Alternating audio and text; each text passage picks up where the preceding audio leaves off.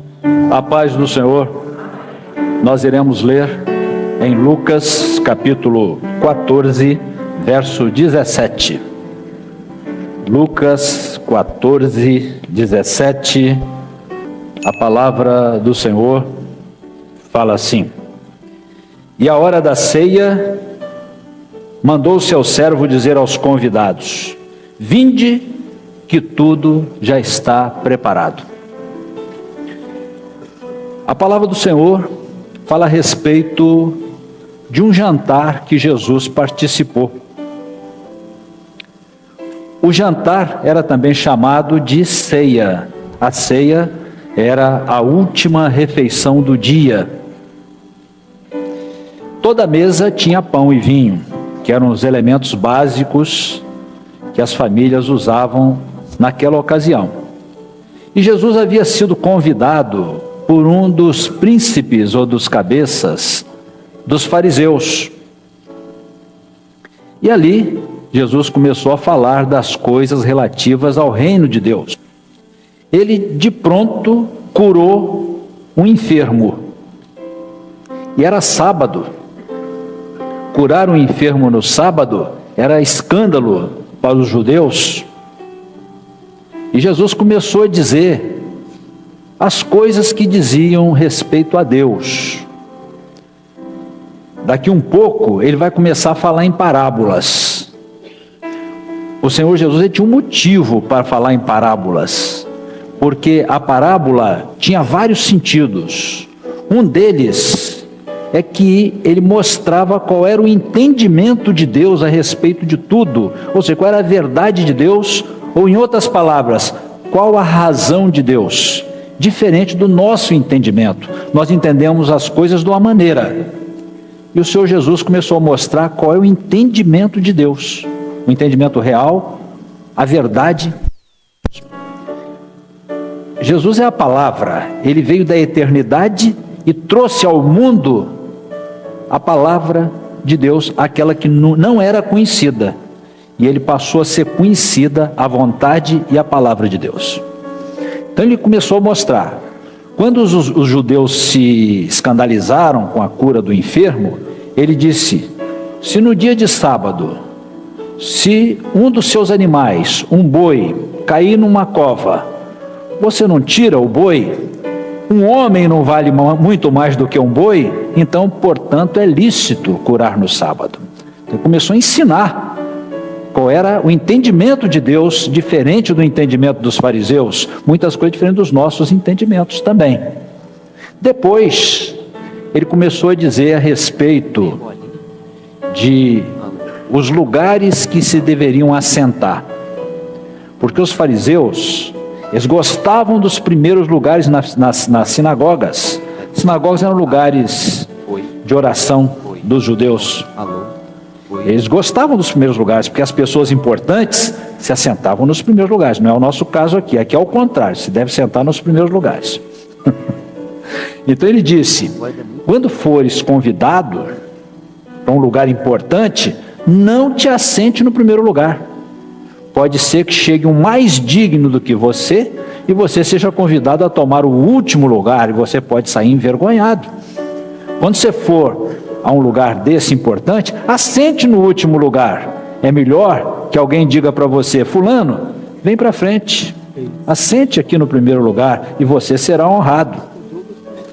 Porque os judeus davam muita importância a essas coisas da aparência.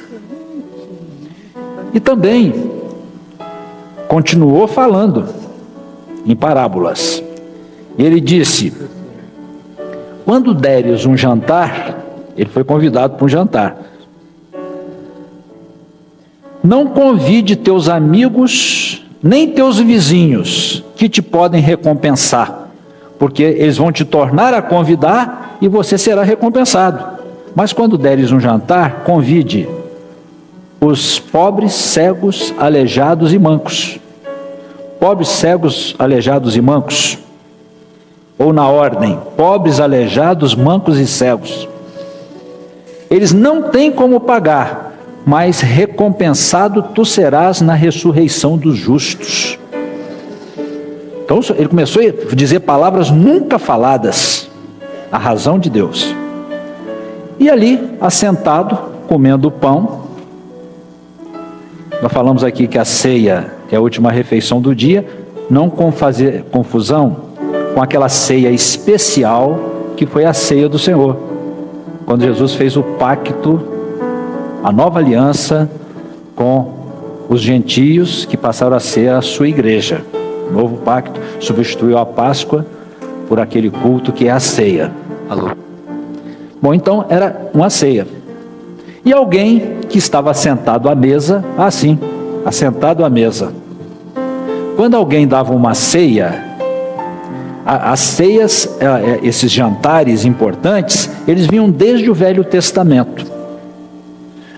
No Velho Testamento, as famílias eram numerosas e viviam juntas. Tinham cidades inteiras de familiares. Podemos dizer assim, os moabitas, era da família do filho de Ló, que chamava Moabe, né? E assim por diante. Tinha um rei, só familiares. Então, quando era uma família grande, o patriarca assentava-se na cabeceira e os filhos assentavam com ele. Claro que quem tinha lugar à mesa eram os filhos. Se fosse o caso de um rei, as pessoas importantes é que se assentavam à mesa com ele. Ali estava na mesa do rei o general do exército, estava o profeta, estava o sacerdote, só as pessoas honradas, dignas e importantes para o reino estavam lá sentados com o rei. Um chefe de família, a mesma coisa, as pessoas importantes para ele assentavam à mesa. Os irmãos lembram de Mefibosete, um homem da casa de Saul, foi honrado diante de Davi, e Davi disse que ele se assentaria à mesa dele. Quando ele dizia isso, ele estava dizendo que ele passaria a ser uma pessoa que gozava da confiança do rei, uma pessoa de quem o Senhor demonstrava uma importância, e ele sabia que assentado à mesa do rei, ele não ia faltar mais nada para ele. Ele seria uma pessoa que seria bem cuidada dali por diante, uma pessoa que pertencia ao reino. Então, assentados, participando da ceia, um deles se levantou e disse assim: bem-aventurado o que comer pão no reino de Deus. Alguém que estava sentado. Bem-aventurado o que comer pão no reino de Deus. Ele estava se referindo, conhecia as Escrituras, ele estava se referindo ao momento em que a igreja, Israel, também, vai se assentar no reino de Deus, com Deus, à mesa de Deus. Ele estava se referindo a este momento. É claro que vão se assentar com o Senhor Jesus as pessoas que são importantes para Ele, que têm afinidade e comunhão com Ele. São esses que vão sentar à mesa. Então este alguém que estava lá na ceia proferiu essas palavras se referindo a este momento na eternidade, quando a igreja vai estar assentada com o Senhor Jesus na grande ceia. Fez essa referência. Então o Senhor Jesus usou mais uma vez de uma parábola. Nós falamos aqui que a parábola, ela tinha a qualidade de expressar a vontade de Deus. E também, quando o Senhor Jesus falava por parábolas, ele falava indiretamente, e portanto ele não agredia, porque ele ia confrontar os entendimentos. Quando ele mostrava que Deus pensava diferente, alguns poderiam não entender que Jesus estava falando contra eles, e poderiam inclusive se sentir agredidos, e até criar uma resistência no coração para aceitar. Então ele falava indiretamente, por parábola, porque ele não agredia, porque o Senhor Jesus, ele veio ao mundo não para destruir as almas dos homens, mas para salvá-las. Então, através da parábola, a pessoa tinha a oportunidade de conhecer o entendimento de Deus, aceitar e receber a salvação. Era outro sentido. E também, ainda, um terceiro sentido, dito pelo profeta Isaías: aquele que de fato estivesse interessado, ia entender; quem não estivesse, não ia entender. Aí a palavra diz assim: o coração deste povo está endurecido, ouviram de mau grado com seus ouvidos e fecharam os seus olhos para que não vejam com seus olhos e ouçam com os ouvidos e compreendam com o coração e se convertam e eu os cure. Então tinha muita razão do Senhor Jesus falar por parábola. Então ele propôs uma parábola. Ele disse: um certo homem fez uma grande ceia. Ele estava se referindo ao reino de Deus, hein? Mas está falando por parábolas, falando coisas da terra comparando com as coisas celestiais. Um certo homem fez uma grande ceia e convidou a muitos. É claro que esses muitos são os dignos e os honrados, que tinham intimidade e que tinham importância para ele. O seu servo saiu fazendo o convite a essas pessoas nobres e importantes. E estas pessoas que receberam o convite para a ceia começaram a se desculpar ou a se excusar. O primeiro disse assim: comprei um campo e importa ir vê-lo.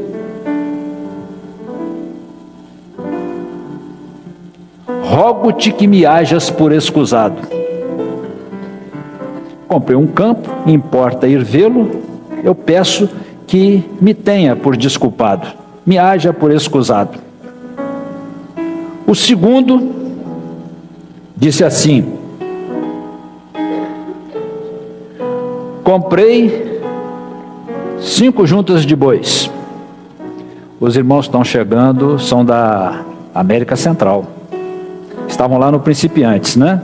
Deve ter sido convidados e aceitaram o convite, né? Vieram para cá.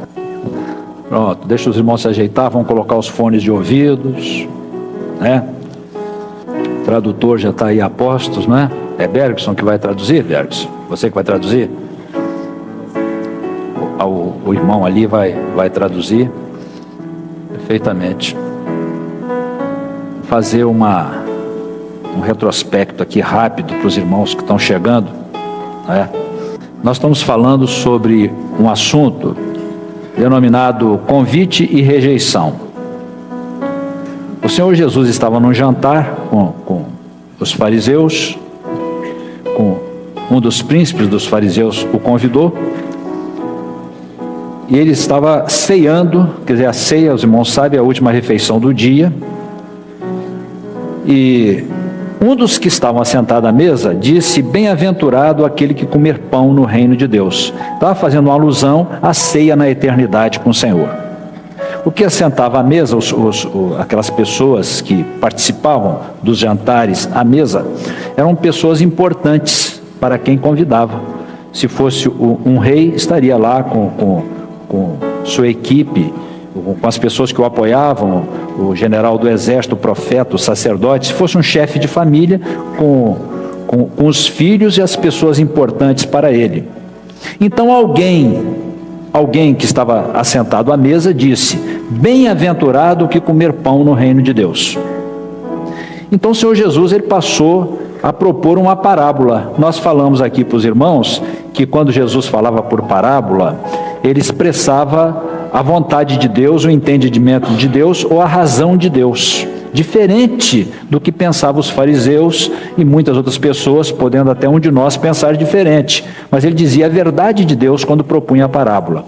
E propondo a parábola também ele falava indiretamente, de tal forma que a pessoa não se sentia agredida e tinha oportunidade de se converter e de receber a salvação. Então Jesus disse: um certo homem fez uma grande ceia e mandou o seu servo fazer o convite, mandou chamar os convidados. Os convidados eram aquelas pessoas dignas e nobres. E quando ele fez o convite, estas pessoas começaram a se desculpar. O primeiro disse: eu comprei um campo e importa ir vê-lo. Peço que me hajas por excusado. Peço que me tenhas por desculpado. O segundo disse: comprei 5 juntas de bois e vou experimentá-los. Peço que me hajas por excusado. O terceiro disse: casei, portanto não posso ir. Nem se desculpou, porque o seu motivo era evidente. as desculpas eram de fato justificáveis. Nós vamos ver no andar da palavra que o Senhor não aceitou a desculpa. O Senhor considerou que a desculpa foi uma rejeição. O Senhor considerou a desculpa como uma rejeição. O entendimento de Deus, né? Para aquele que pediu que o tivesse por desculpado, ele achou que a desculpa era válida. E ele não teve intenção também de rejeitar, mas de fato, no entendimento de Deus, ele rejeitou. Comprei um campo. O que significa o campo? É o campo do interesse do homem. Quando nós chegamos à obra, nós entramos no campo do Senhor. Vou dar um exemplo, hein? Ruth, a moabita. Noemi, que pertencia à casa de Judá, a tribo de Judá, morava em Belém. Seu marido saiu com ela e os 2 filhos para peregrinar em Moabe, porque eram pobres, havia uma fome grande em Belém, e eles desceram para o país vizinho, foram peregrinar lá. Lá, os 2 filhos de Noemi conheceu 2 moças moabitas, se casaram com elas. Depois, o marido de Noemi veio a falecer, e também os 2 filhos, ficando as 3 mulheres, Noemi, a mãe dos 2 filhos, e as 2 noras viúvas, as 3 viúvas. Estando Noemi sendo uma mulher muito pobre, já idosa, recomendou às suas noras que voltassem para o seu povo. Depois de chorar bastante, se despedirem, uma delas voltou para o seu povo de Moabe, mas Ruth, que era uma das 2, não quis voltar, quis prosseguir com Noemi, a tal ponto de dizer assim: onde quer que tu fores, eu irei. Onde tu pousares, pousarei eu. Onde tu morreres, morrerei eu. Aí levanta-se uma pergunta: o que essa moça, essa jovem senhora, né, viu em Noemi uma mulher pobre, sem bens, sem marido e idosa? Que amor é esse que ela sentiu por Noemi para falar isso? No tempo de relacionamento, nos 10 anos de relacionamento, ela conheceu o Deus de Noemi. E esse amor que despertou no coração dela é o amor de Deus. O amor que não tem interesse no material. É o amor espiritual, é aquele que não morre.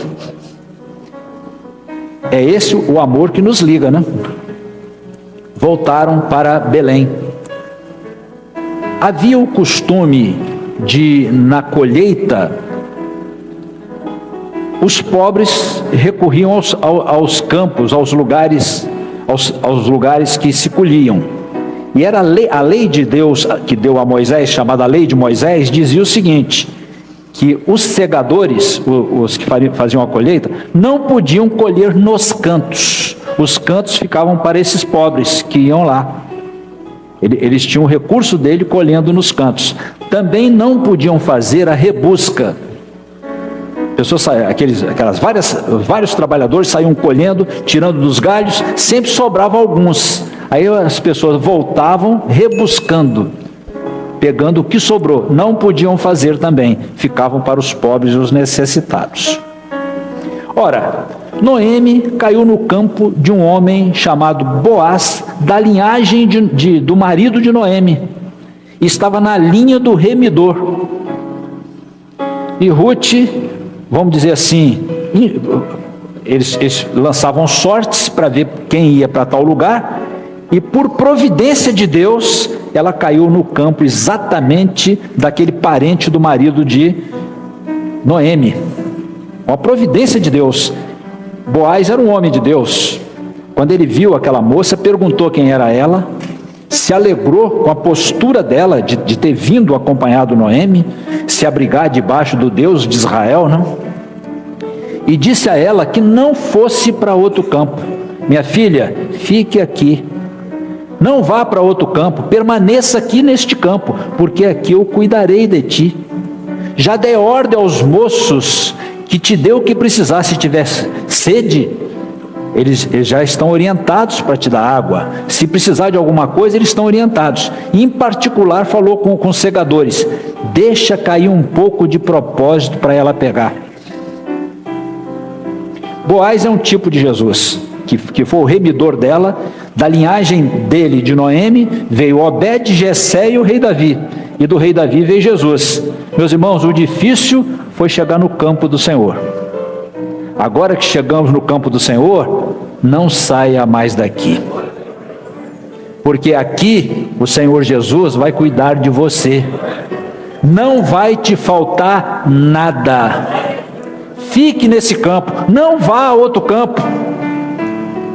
Mas o nosso amigo aqui, olha o entendimento de Deus, hein? O entendimento de Deus, hein?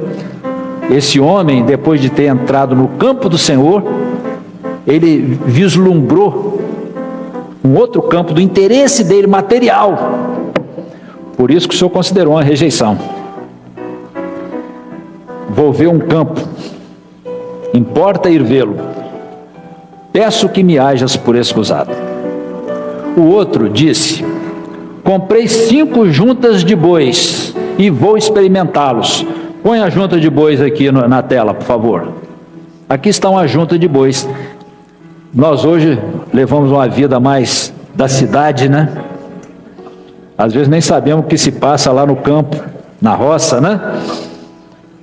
Os 2 bois, eles têm um jugo no pescoço. Esse jugo que está no pescoço dos 2 está ligado a essa haste, e na ponta desta haste uma ponta de ferro que, pela força dos bois, vem rasgando a terra solada para que se torne cultivável. Isso que se chama arar a terra.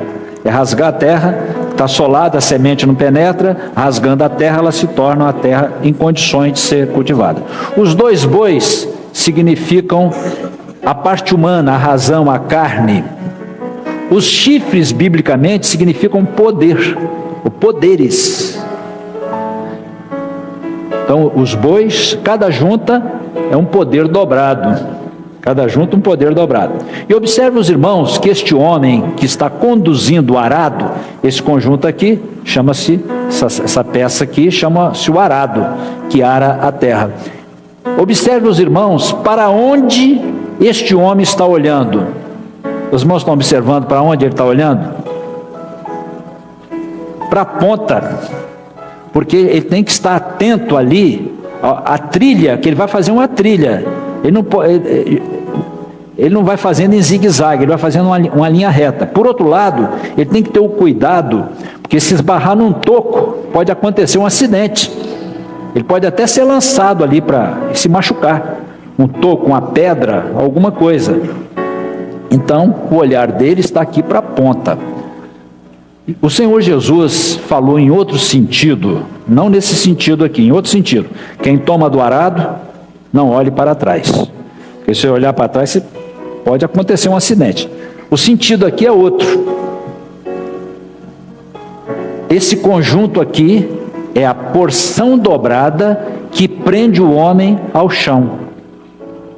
A junta representa, vou repetir, hein? A porção dobrada humana das razões dos homens, não é? A carne, os chifres, o poder, porção dobrada que prende o homem ao chão. Então ele está aqui, ele está de olho no negócio dele, ele não olha para cima de jeito nenhum, ele está de noite com o olho em cima do negócio, do interesse dele. São vários interesses, não é? Nós até listamos aqui 5 interesses. Pode passar? Os 5 poderes que prendem o homem ao chão. 5 poderes que prendem o homem ao chão. Evidentemente aqui, que quando nós falamos assim, o poder político, não estamos falando da política lá de fora, estamos falando da política aqui dentro, da obra do Senhor, não é? Poder político fala da aspiração de poder, aspiração de mando. Teve um político que disse assim: só o poder não é ilusão. lá fora. Na obra do Senhor, esse é um poder que tira o homem da presença do Senhor. Preciso cuidado com isso. O segundo, poder econômico, sede de riquezas. Então você pegar a obra de Deus e jogar aquilo para o seu interesse financeiro. Tudo por dinheiro, né? A palavra diz assim: se as vossas riquezas aumentam, não ponhais nelas a vossa confiança. Poder social é um poder também, projeção pessoal, nome na coluna, essas coisas. Poder cultural, tem um ditado que diz que o saber não ocupa lugar, não é? Só não pode tomar o lugar das coisas do Senhor, se substituir a revelação pela cultura, isso aqui não pode. O poder religioso é o pior de todos, o mais perigoso, porque ele engloba todos. Usa-se isso tudo para se ter um poder dentro da igreja. Tira o homem da presença do Senhor. Um detalhe aqui, que fala das juntas de bois, desse poder dobrado que pende o homem ao chão, foi quando Elias, mandado por Deus, foi chamar Eliseu para ser profeta no lugar dele. Quando Elias passou por onde estava Eliseu, ele era lavrador da terra, estava arando, com a 12ª junta, quer dizer, ele tinha 12 juntas, 12 fala do poder global, não é? Do número global, né? Ele já tinha passado pela primeira, segunda, terceira, já estava na 12ª, vamos dizer, no mais alto grau de envolvimento com a terra. Não foi assim que muitos chegaram? E quando Elias jogou a capa sobre ele, jogar a capa é fazer o convite, jogou a capa sobre ele.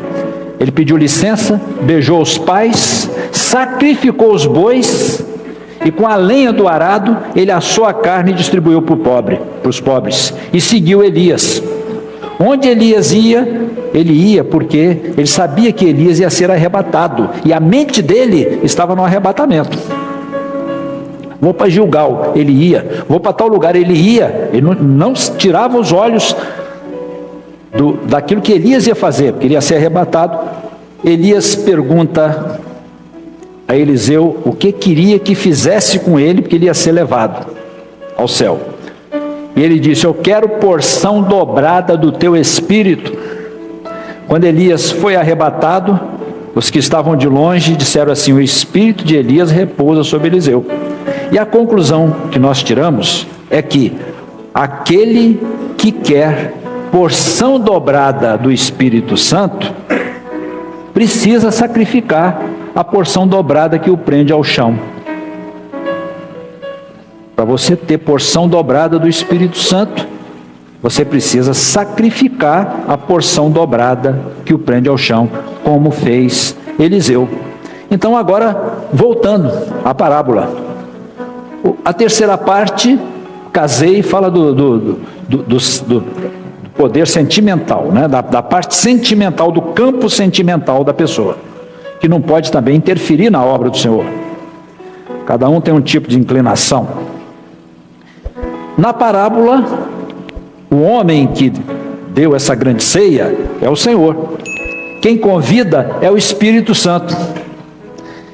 E o servo voltou para aquele senhor e disse: olha, eu fiz o convite e eles se desculparam, não puderam vir, e está tudo preparado já, a ceia está preparada. Então aquele senhor disse: volta e faz entrar para a minha ceia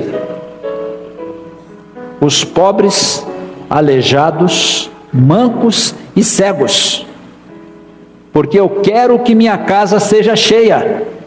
Aqueles dignos, homens dignos, eles se desculparam, eles rejeitaram a minha ceia. Manda entrar os pobres, aleijados, mancos e cegos. Quem são esses? Quem são esses pobres, aleijados, mancos e cegos? Os necessitados. São os necessitados. Foi assim que nós chegamos para a obra. Pobres porque não tínhamos nada em relação à obra de Deus. aleijado porque tínhamos que ser carregados, mancos porque não acertava o caminho, e cego porque não enxergava nada, não via nada. Então nós entramos. Aqui tem uma alusão aos judeus, porque os judeus foram convidados, o Senhor Jesus veio para os judeus, eles não aceitaram. Então, na rejeição de Israel, a igreja entrou. Só que a parábola se repete. E hoje? Você foi convidado, aceitou o convite, mas como que está o seu convite hoje? Você já está com interesse em outro campo também? Você pode entrar no processo de rejeição.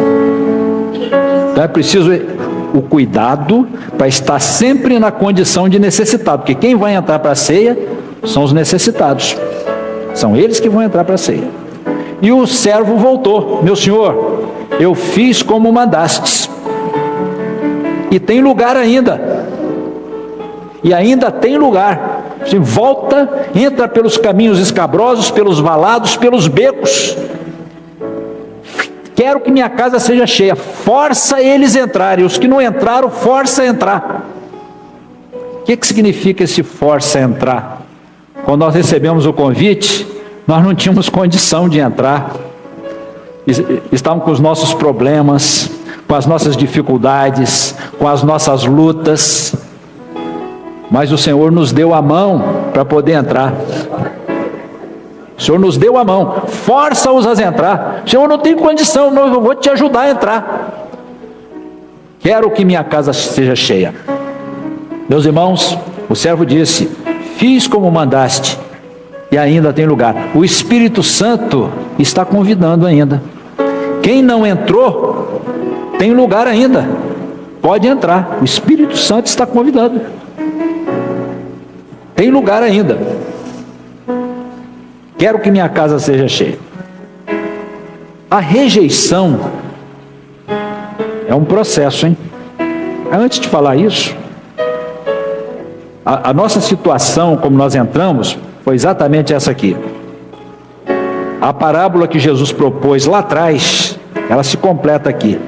Nós estávamos lá no último lugar, sem condição de entrar. O Senhor Jesus pagou o preço por nós, tomou o último lugar para que pudesse dizer: meu irmão, vem para frente, vem para o lugar nobre, assenta à mesa com o Senhor. A rejeição é um processo, ela não acontece de vez. Quem rejeita não quer rejeitar no seu entendimento, por isso precisa compreender a parábola, para compreender o entendimento de Deus. Qual é a parábola? Por que é um processo? Pode passar aqui? Pode continuar?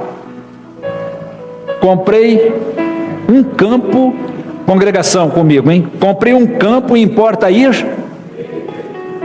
Comprei 5 juntas de boi e vou. O terceiro, a rejeição é um processo. Você vê, experimenta e consuma. Está fora da ceia. Meus irmãos, aí vem o nosso cuidado, né? O Espírito Santo está convidando. O cuidado para estar sempre com o coração aberto na presença do Senhor. Não rejeitar o convite, não ir para outro campo, receber a porção dobrada do Espírito Santo para entrar na ceia, porque a ceia é um preparo para o arrebatamento. Quando se fala da ceia, é após o arrebatamento que vamos assentar a ceia. Essa parábola fala do preparo para o arrebatamento. Então precisamos estar preparados na presença do Senhor, cheios do Espírito Santo, que é assim que nós vamos assentar à mesa com o Senhor. Se alguém tem alguma coisa a acertar, acerta. Sabe por quê? Ainda tem lugar. Tem lugar ainda. O Espírito Santo está convidando, está falando ao seu coração: vem para a ceia. Vamos ficar de pé.